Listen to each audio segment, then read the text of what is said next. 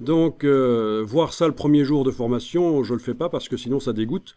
Parce qu'en fait, de nos jours, Illustrator a tellement évolué avec de nouveaux outils que, en fait, dessiner à la plume, on peut très bien s'en passer dans Illustrator.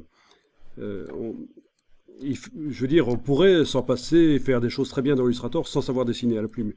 Il y a tellement de choses qui ont été développées, notamment au niveau de la vectorisation, des effets spéciaux, etc., que les motifs et tout, que on peut très bien s'en passer. Si vous voulez totalement vous en passer, vous pourriez même dessiner uniquement sur papier vos choses. Il faut que j'aille à l'intérieur, là je me gourre. Vous pourriez dessiner vos silhouettes sur papier et les vectoriser. Donc c'est possible aussi de s'en sortir comme ça. C'est Illustrator qui vous fait les vecteurs pour vous. Vous ne devez pas les faire à la plume nécessairement. Si vous êtes indépendant, que vous n'avez pas de compte à rendre à une boîte, pourquoi pas? Vous pouvez même dessiner en couleur et vectoriser en couleur, comme on a vu aussi. Pour les crèmes glacées, on a vu ça. Voilà, donc je vais continuer ici.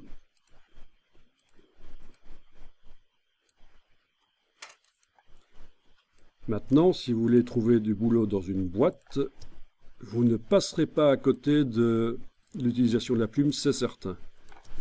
C'est un des tests qu'on vous fait passer.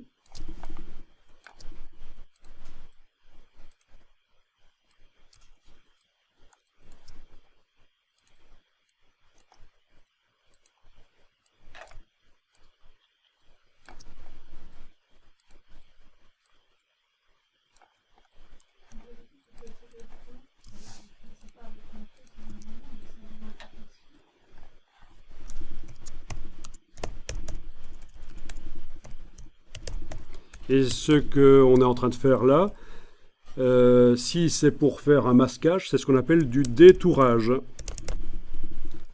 Si le but est de masquer la voiture, c'est du détourage. Mais mon but, en fait, vu que j'ai fait les vitres, c'est clairement pas du détourage. Mon but, c'est plutôt de faire un dessin. Alors, ok, alors essayons ça. Je sélectionne mon tracé là et je vais aller dans le nuancier, aller mettre un dégradé éventuellement. Voilà, un dégradé. Ensuite, je vais aller sélectionner mes autres tracés. Pour voir où ils sont, je passe en affichage par tracé, éventuellement menu affichage tracé ou le CTRL Y. D'accord? Comme ça, je peux aller voir mes tracés et les activer. Ah bah tiens, je vais en activer plusieurs d'un coup. Clic, clic, clic.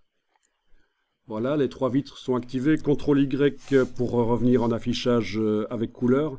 Et aller mettre un dégradé. Et voilà, ce genre de choses.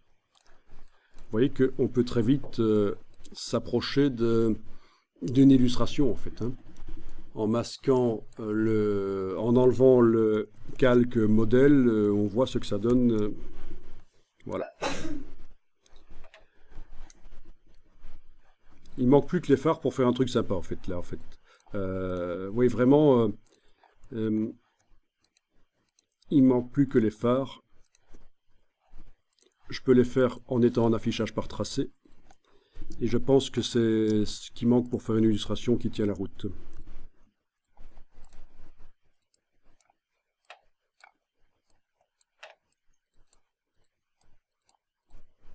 Ça va, vous êtes confiant?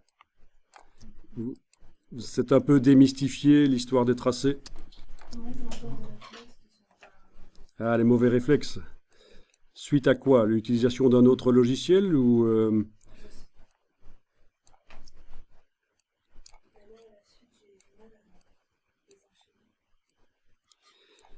Eh oui, il y a un cap à passer.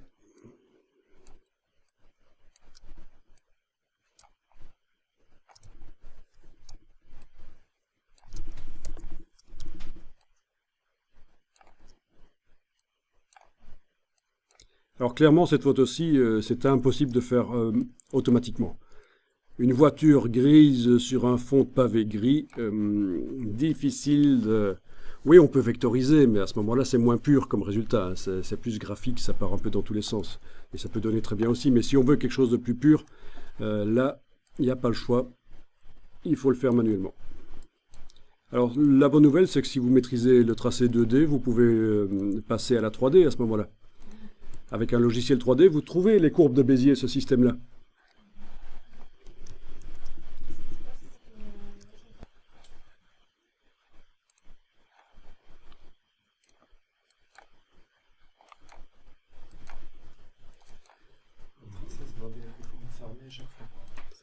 Ah, ce n'est pas obligatoire de faire des formes fermées. On peut aussi faire des formes ouvertes. Il n'y a pas de problème. Bon, voilà, c'est vite fait, hein, une petite illustration. Mais vous voyez qu'avec les phares, on sent déjà un peu plus ce volume. C'est vrai qu'il y a un truc bizarre pour les roues, d'accord.